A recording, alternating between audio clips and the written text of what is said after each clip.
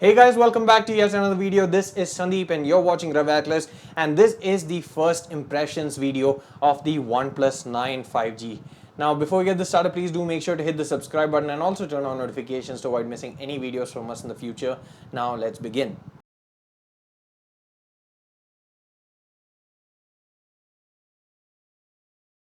So let's start by talking about the back panel because it is quite difficult to keep clean and it looks really good. In fact, I'm a big fan of the new design language that OnePlus has adopted for the 9 series, especially with the Hasselblad branding and the larger lenses, etc. I quite like the overall look, especially compared to the OnePlus 8T, which was a bit of a letdown, at least for me, compared to the OnePlus 7T, which I felt looked really good in terms of the overall design and visual aesthetics.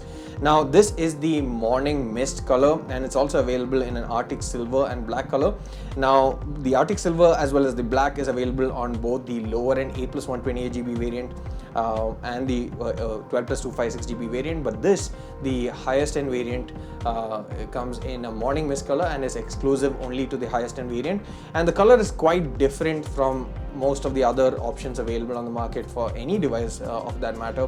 That's because when you look at it head on, or at least I feel that you guys can see it in a slightly silverish or bluish sort of hue, but when you actually tilt it and when you view it at an angle, you can actually see the sort of purple or violetish color that is kicking in, and it actually looks really good. It looks very iridescent and I quite like the color. Although the photos show a lot of purple, a lot of pinkish hues, I actually didn't expect it to be this dynamic in person. So I quite like the color how it looks right now. The only thing I don't like is the fact that it's very slippery in terms of the overall feeling in the hand, and it's also a fingerprint magnet. So I just touched it now and it's a big fingerprint magnet, and it's actually very difficult to keep clean. Not that it's difficult to clean once you actually get it dirty, but it's actually difficult to keep clean because of the fact that it attracts fingerprints and smudges very easily. Now OnePlus does bundle a case in the box, which is actually this TPU sort of case. It comes with the Never Settle logo here. It has sort of dotted pattern, which you can see if you go up close, and it also has this matte side, the frosted sort of finish on the sides, and I removed the USB Type-C cover, of course. But I think we also could go with a more premium option like the sandstone finish that we have here. This is also the official cover for this. I quite like this as well. Now in terms of the overall design itself, it's very similar to the OnePlus 8T in terms of the overall footprint, in terms of the ergonomics, etc. Slightly more squarish, I feel, in terms of the overall design. It's a bit more squarish, bit more angular compared to the 8T. Is not quite as round, especially in terms of the ergonomics and handling. It does feel a bit how do you say, slimmer, and as a result I think it does feel a bit more angular in the hand. Now what is also important to note is the fact that this is the Indian variant and it's also similar to the Canadian variant, both of which are slimmer than the international variant that's available in the US and Europe, because this does not feature wireless charging. Now this is around 8.1 millimeters in terms of thickness, while the other variants which feature wireless charging is a bit heavier, almost 10 grams heavier, and is 0.6 millimeter thicker. Now I'm not someone who says that you need to have wireless charging in a device. It's a must-have feature, as a deal breaker, at least personally speaking.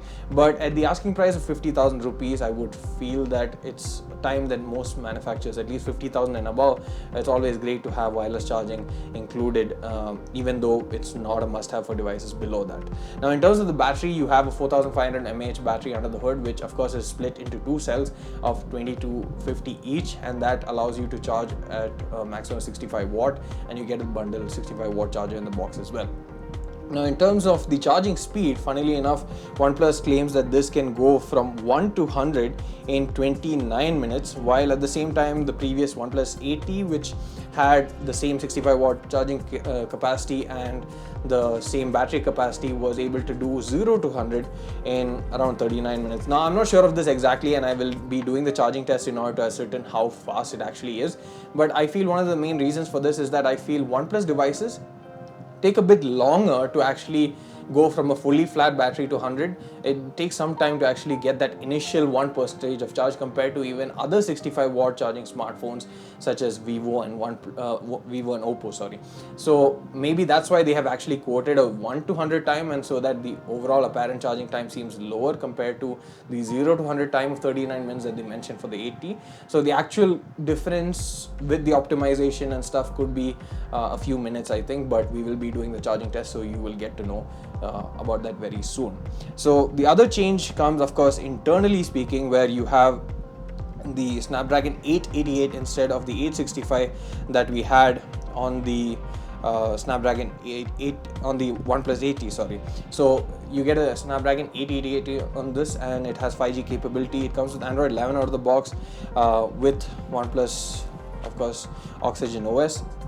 And of course the software is still fluid as ever, great performance, very light out of the box, and I have had no issues in my brief time with it so far.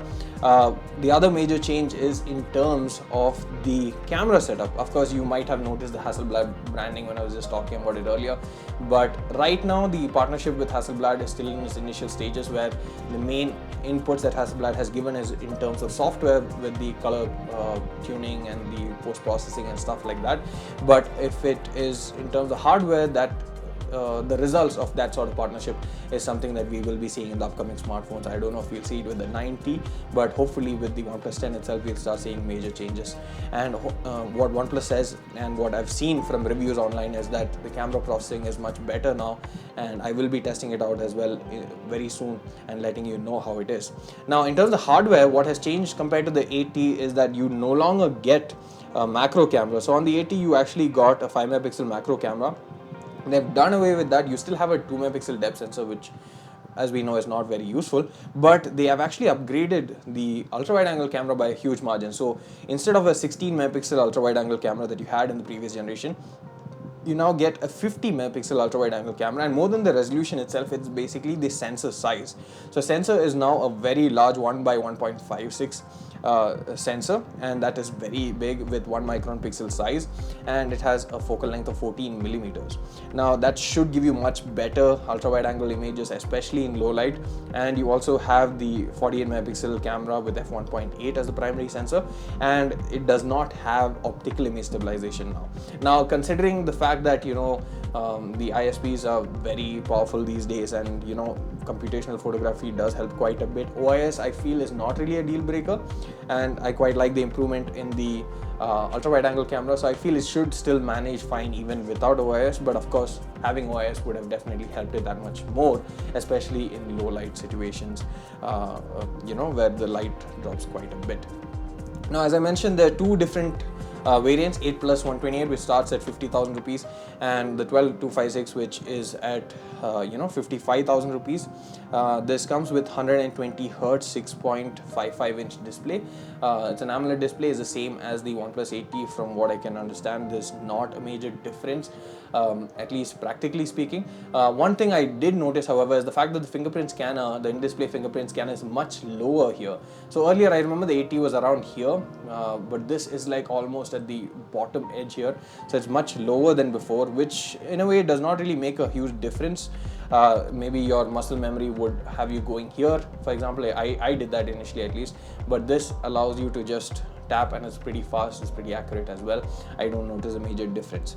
The overall build quality is also pretty solid, but the side, as in the frame itself, is now made of plastic instead of glass, and you actually have Corning Gorilla Glass at the back and the front, although they don't specify which version it is, but the sides are now plastic instead of metal, and it does make a difference when you actually enter a cold room. Generally you would have that cold feeling to the metal that you touch on the sides if you were actually having aluminum or any other sort of metal on the side, but in this it's actually not that cold. That's the only sort of difference I can find. But if someone actually didn't tell you this, and you were not someone who was an expert at phones, for example, you would not really recognize that this is plastic. It feels just as well built, it feels as sturdy and heavy and premium feeling like any other metal smartphone itself.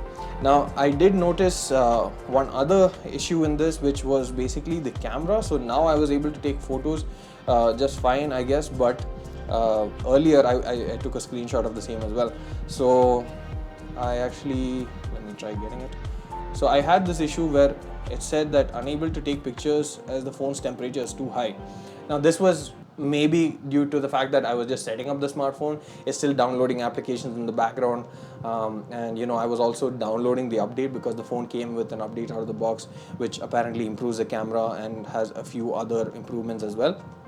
But again, if you look at the tendency to actually heat up, I feel that this is something that could plague general usage as well. But again, I will save my final sort of opinion on that until I test it in detail. But I just noticed this and felt like I should tell you guys. But quite a lot of changes with the first update itself out of the box, like optimized video filming fluidity, optimized noise white balance, a lot of things. And I will be posting a few samples on screen so you get an idea on what you can expect in terms of the image quality from the rear cameras and the front camera. And the front camera, by the way, is a 16 megapixel unit, and this also comes with USB Type-C port, as you could expect, 3.1, which of course is one of the things that OnePlus does very well. Most of the other smartphone manufacturers give you USB Type-C, but they don't give you fast transfer speeds, at least when using wired wire transfer. But this is actually quite fast that way. Of course, you have Wi-Fi 6, Bluetooth 5.2, and overall I feel that this is quite a premium device. But then again, it depends on what you're actually looking for.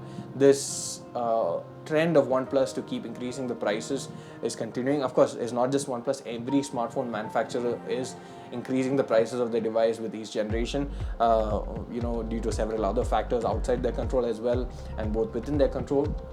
But at the end of the day, I feel that OnePlus has definitely changed their overall strategy from being a flagship killer to a flagship. We saw that even with the OnePlus 7 series, with the 7 Pro coming into picture.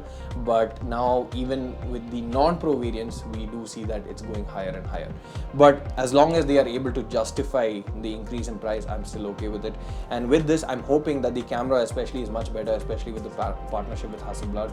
And so far, from what I've seen online, at least, it seems to be the case. It seems to be worth it, and I'm sure that although they can't do everything right from the get-go, if I see that there is that change, at least even if it's minute, if there's some promise that is shown, that's all that we need to hope for a much better camera set from OnePlus, because that is generally one of the pain points on OnePlus devices. Because everything else, the battery life is great, the charging is great, the fluidity of the UI, the overall performance, the update, everything is practically great. And you even have small touches such as the alert slider, which you can go from ring to vibrate to silent in just without even unlocking your phone. That is something that most other phones don't have, especially in the Android camp. iPhones have it, but nothing else has it. So these are small things that OnePlus devices do that make a huge difference. But the camera was always a pain point, but hopefully this time they can rectify that. That's it for the first impressions, guys. If you have any questions, do let me know in the comment section below. Oh, and by the way, this also does have stereo speakers. I just remembered that. If you have any questions, do let us know in the comment section below. See you again in the next one. Please don't forget to hit the subscribe button.